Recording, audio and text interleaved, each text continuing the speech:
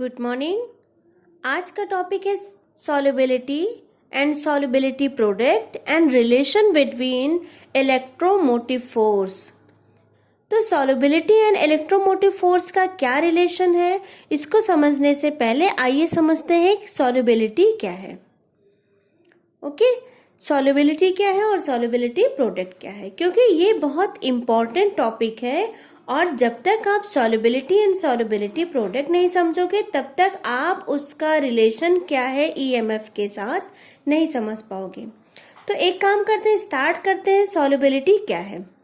हमें पता है कि हमारे पास जो सॉल्ट है उसे हम 3 पार्ट में क्लासिफाई कर सकते हैं।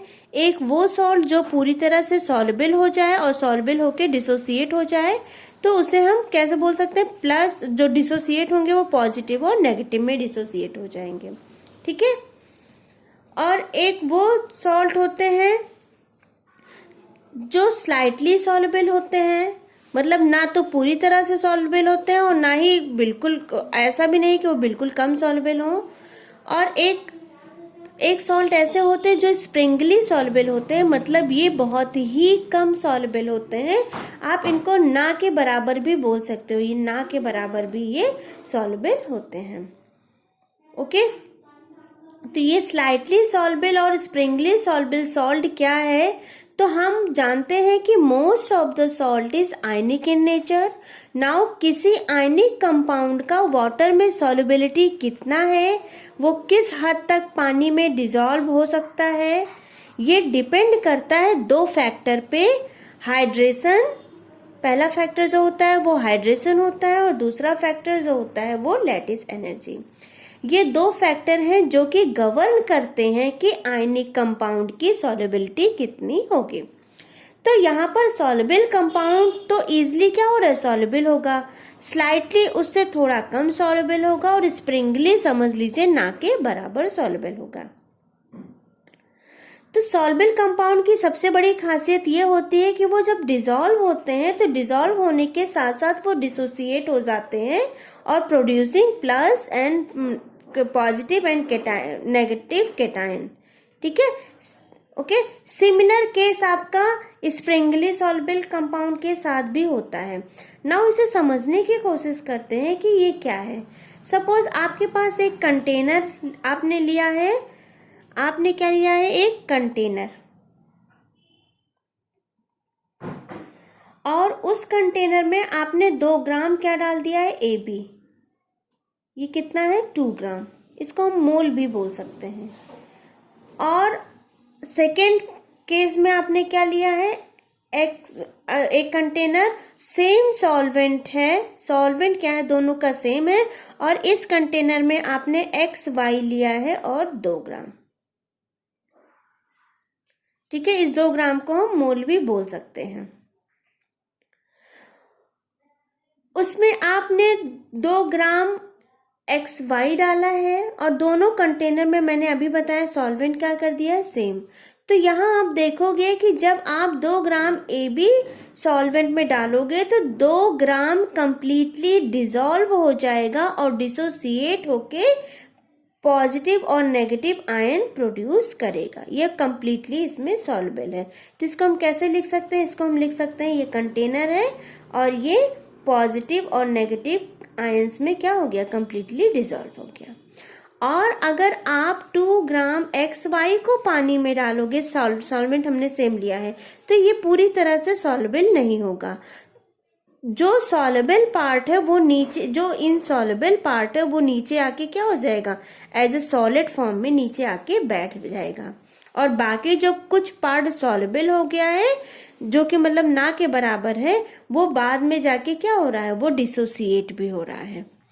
इसको ऐसे समझ लो जैसे आप नमक लेते हो और पानी लेते हो। आप नमक पानी को घोलते हो तो वो घुल जाता है, ठीक है, लेकिन एक टाइम आता है ना कि वो घुलना बंद हो जाता है, तो नमक के पार्टिकल्स क्या वो नीचे बैठना शुरू हो जाता है। तो ऐसे इसमें भी होता है, स्प्रिंगली सॉल्युबल में भी। जैसे हमने लिया तो जो पार्ट इसका घुलने वाला था, जो ना के बराबर, जो भी बहुत जरा सा घुलता है, पूरा ये नहीं कि आधा घुलता और आधा बैठ जाता है, ऐसा नहीं है। ये ना के बराबर सॉल्युबिलिटी होती है, इसकी बहुत कम सॉल्युबिलिटी होती है। तो जो सॉल्युबल हुआ वो आगे जाके डिसोसिएट हो गया किसमें, x प्लस और y माइनस में, ठीक है। और जो इनसॉल्युबल पार्ट था वो नीचे आके बैठ गया। तो यहाँ पे सॉल्युबल और इनसॉल्युबल के बीच एक डायनेमिक इक्विलिब्रियम आ गया, ठीक है। इस डायनेमिक इक्विलिब्रियम को आप कैसे रिप्रेजेंट करोगे, तो इसको हम कैसे लिख सकते हैं, इसको हम लिख सकते हैं एक्स वाई, ये क्या है, इनसॉल्युबल, इनसॉल्युबल, ठीक है। और डायनेमिक इक्विलिब्रियम यहाँ पे जो एक्स वाई है ये क्या है, सॉल्युबल। अब प्रॉब्लम ये होती है कि जो एक्स वाई सॉल्युबल है वो डिसोसिएट भी होता है, तो अब आप इसको कैसे लिख सकते हो, यहाँ पे एक्स वाई है, इनसॉल्युबल है, ये तो सॉलिड स्टेट में है, नीचे कंटेनर में नीचे बैठा हुआ है, और यहाँ पे ये जो है सॉल्युबल पार्ट ये डिसोसिएट हो रहा है। तो जब डिसोसिएट होगा तो ये x प्लस एक्वस मीडियम में और y माइनस एक्वस मीडियम में ब्रेक हो जाएगा, ठीक। अब अगर हमें इसका इक्विलिब्रियम कांस्टेंट लिखना है तो हम कैसे लिखेंगे, इक्विलिब्रियम कांस्टेंट क्या हो जाता है, k is equal to X Y क्या है, जो कि सॉल्युबल है, और एक्स वाई जो कि हमारा क्या है, इनसॉल्युबल, ठीक। यहाँ प्रोडक्ट लिखते हैं, यहाँ पे हम रिएक्टेंट लिखते हैं, ठीक है।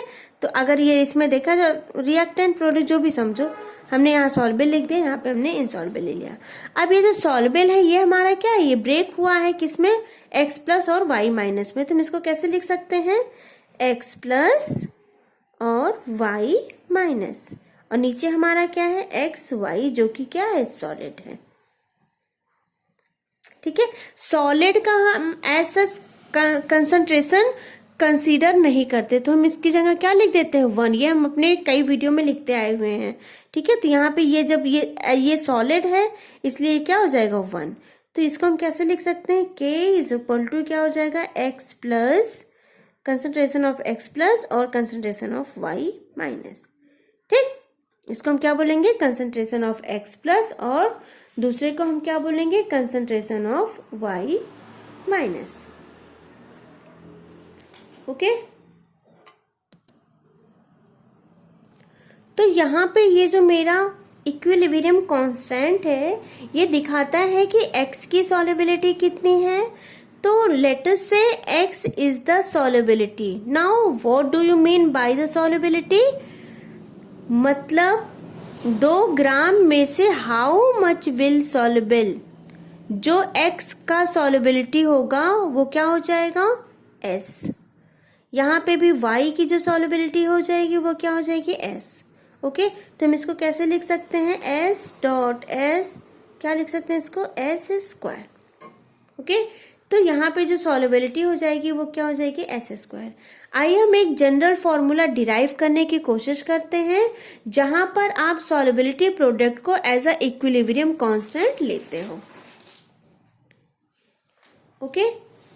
तो यहाँ पे कुछ एग्जाम्पल्स हैं, जैसे आपके हैं AgCl, लेड सल्फाइड, Ag2S, ये क्या है, बेरियम सल्फेट, ओके। ये सब क्या होते हैं, ये सभी के सभी सॉल्ट जो होते हैं ये स्प्रिंगली सॉल्युबिलिटी दिखाते हैं। तो मैं ऐसे मानती हूँ कि मान लो मेरे पास एक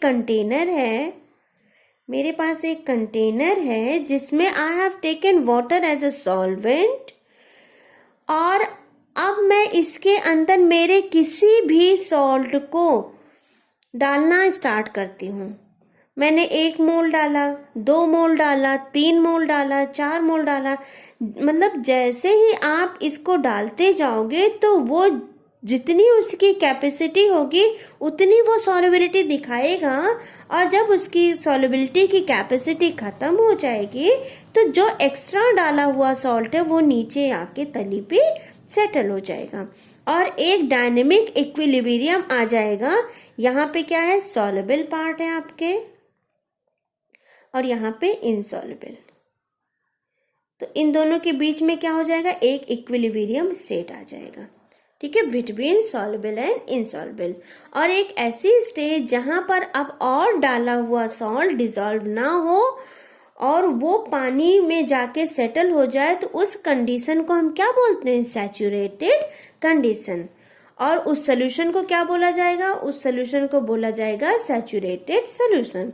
तो क्वेश्चन ये उठता है कि कितना अमाउंट ऑफ सॉल्ट पानी में सॉल्युबल हुआ है। अब हमारे पास दो ऑप्शन है, एक तो वो कि हम पॉइंट बाय पॉइंट डालते जाएं, मतलब इसमें पहले एक चम्मच, मतलब इसमें पहले एक चम्मच डाले, सपोज एक चम्मच डाले, 2 चम्मच डाले, मान लो हमने एक एक चम्मच डालना शुरू किया और वो एक चम्मच और दूसरे चम्मच के थोड़ा और लेके, मतलब समझ लो 1.5 चम्मच में ही वो कम्प्लीटली डिजॉल्व हो जा रहा है, ठीक। और कुछ सोल्यूशन ऐसे होते हैं जो कम्प्लीटली डिसॉल्व नहीं हो पा रहे, तो इस बेसिस पे हम ऐसे पॉइंट बाय पॉइंट अगर हम डालेंगे और उसको सॉल्वेबल करेंगे तो हम उसका बिल्कुल एक्यूरेट आंसर नहीं निकाल पाएंगे, ठीक है।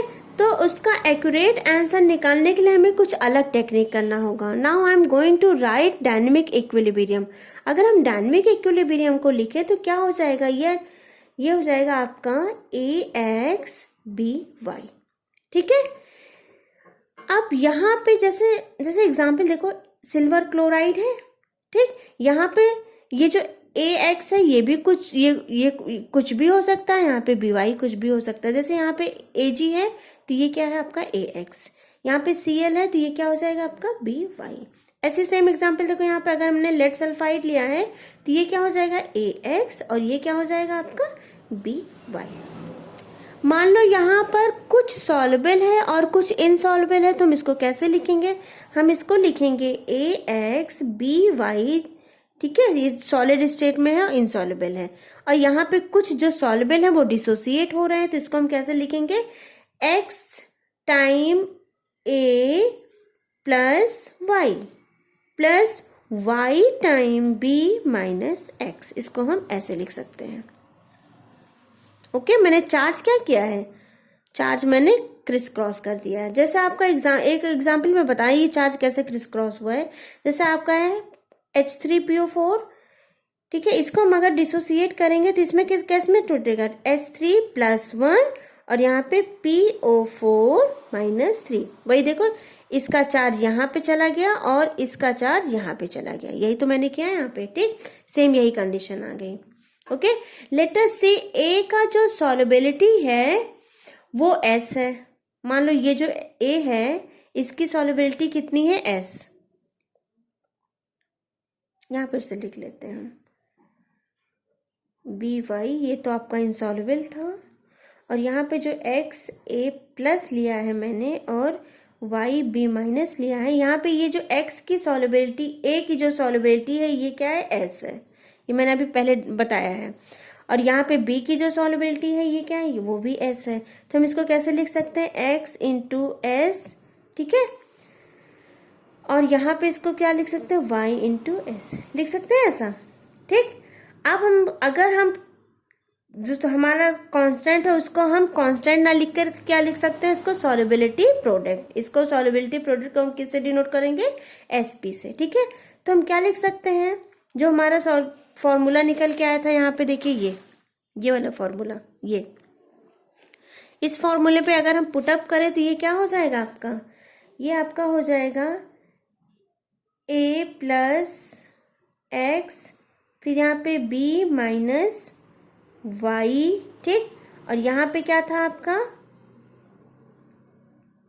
AB जो कि इनसॉल्युबल है, और ये सॉलिड है, तो ये जब ये सॉलिड है तो इसके लिए हम 1 कंसीडर करते हैं, तो ये क्या हो जाएगा आपका AX, ठीक है। यहाँ पे B माइनस Y और यहाँ पे 1 हो जाएगा, और ये क्या है आपका सॉल्युबिलिटी प्रोडक्ट।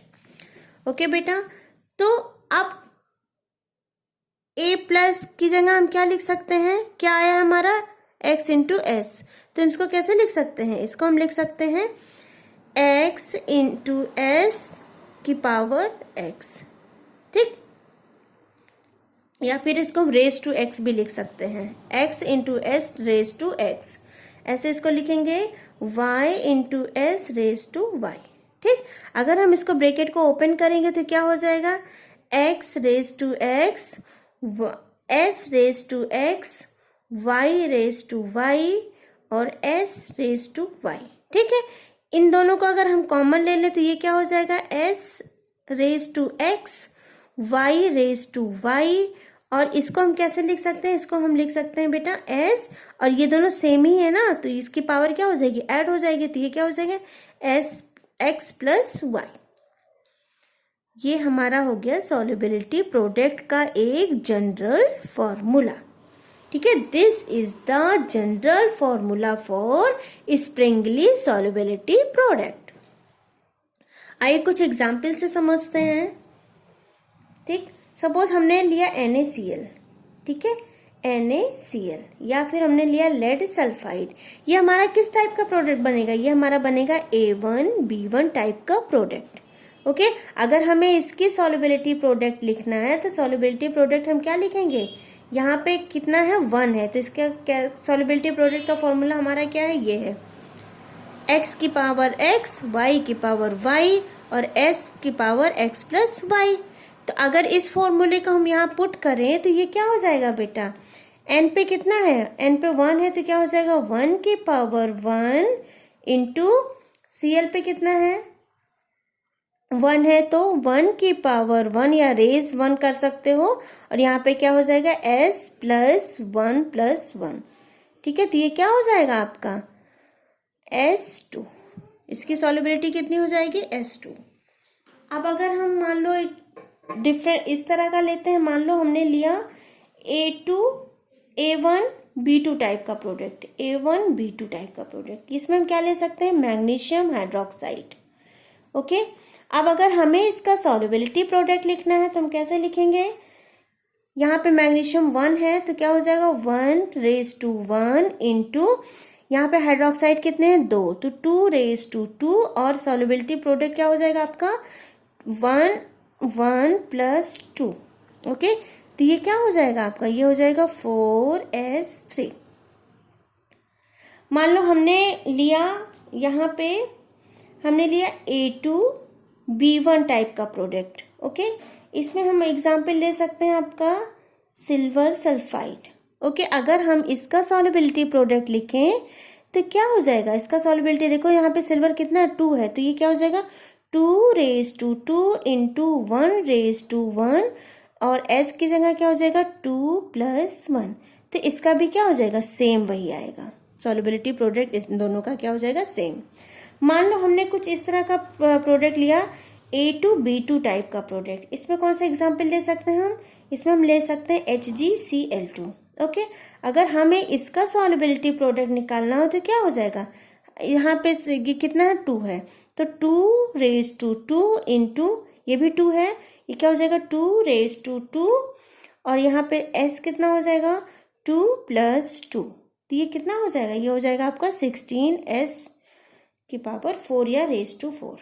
ओके, अब यहाँ पे जैसे हमने ले लिया एल्यूमिनियम क्लोराइड, ठीक है, ये किसका एग्जाम्पल हो जाएगा, ये आपका हो जाएगा A1B3 टाइप का।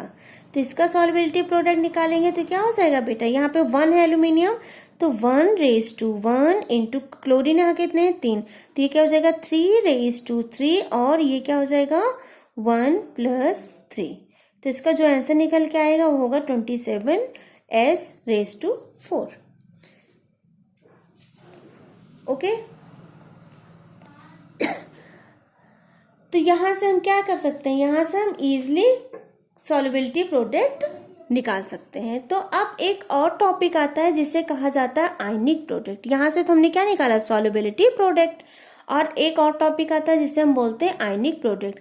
आयनिक प्रोडक्ट आप इसको 2 तरीके से समझ सकते हैं। यहाँ मैं एक कंपाउंड लेती हूँ और जिसको मैं 2 अलग अलग कंसंट्रेशन के पानी में डाल देती हूँ। ठीक है, मैंने एक कंटेनर यहाँ लिया एक ही कंपाउंड को, ठीक है, और मैंने 2 अलग अलग कंसंट्रेशन के पानी में डाल दिया।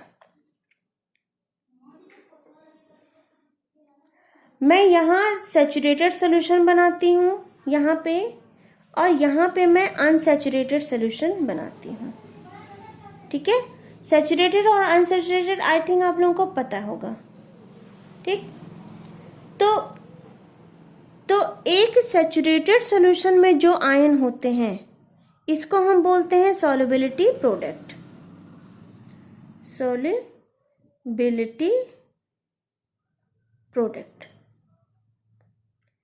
ओके, और एक अनसैचुरेटेड सॉल्यूशन में जो आयंस बनते हैं उसको हम बोलते हैं आयनिक प्रोडक्ट।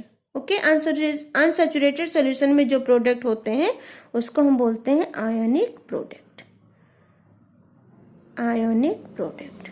ठीक, तो ये हो गया। और एक आपका सुपर सैचुरेटेड होता है। सुपर सैचुरेटेड का मतलब ये होता है कि अनसैचुरेटेड का वो मतलब वो होता है जो पूरी तरह से, जैसे हमने सॉल्ट पानी में डाला तो पूरी तरह से डिसॉल्व हो गया। ठीक है, ये हमारा अनसैचुरेटेड सोल्यूशन बना। और अगर हमने सॉल्ट और ज़्यादा डाला और ज़्यादा डाला और ज़्यादा डाला तो एक टाइम ऐसा आएगा कि अब सॉल्ट पानी में घुलना बंद हो जाएगा और नीचे जाके सेटल डाउन हो जाएगा, तो वो कंडीशन हमारी सैचुरेटेड होती है। ठीक है, और एक कंडीशन आती है सुपर सैचुरेटेड। सुपर सैचुरेटेड क्या होता है, जैसे मान लो हम यहाँ पे हीट प्रोवाइड करना शुरू कर देंगे, तो जब हम यहाँ पे हीट देंगे तो कुछ मॉलिक्यूल्स क्या है ऊपर, ये जो नीचे सेटल डाउन है ये जाके ऊपर एकोमोडेट हो जाएंगे, तो वो थोड़े टाइम के लिए रहेंगे। जैसे ही हम यहाँ से हीट हटाएंगे और सॉल्यूशन हमारा ठंडा होगा, वो तुरंत आके नीचे फिर से सेटल डाउन होगा। तो जब ये नीचे वाले मॉलिक्यूल्स ऊपर जाके हीट की वजह से ऊपर जाके एकोमोडेट हो रहे हैं, तो उस कंडीशन को हम बोलते हैं सुपर सैचुरेटेड कंडीशन। अब जैसे फॉर एग्जाम्पल आप क्लास में बैठे हो, ठीक है, और क्लास में एक सीट पे बैठने की कैपेसिटी 4 बच्चों की है और 2 बच्चे एक्स्ट्रा हैं, वो बच्चे नीचे बैठे हैं। मान लो किसी तरह मैम आ गई या कोई ऐसा आ गया पावरफुल इंसान जिसके डर के मारे जो 4 बच्चे बैठे थे वो तो थोड़ा आगे पीछे हो गए, और जो 2 नीचे बैठे थे वो भी क्या, वो भी जाके उसी सीट पे एडजस्ट हो गए।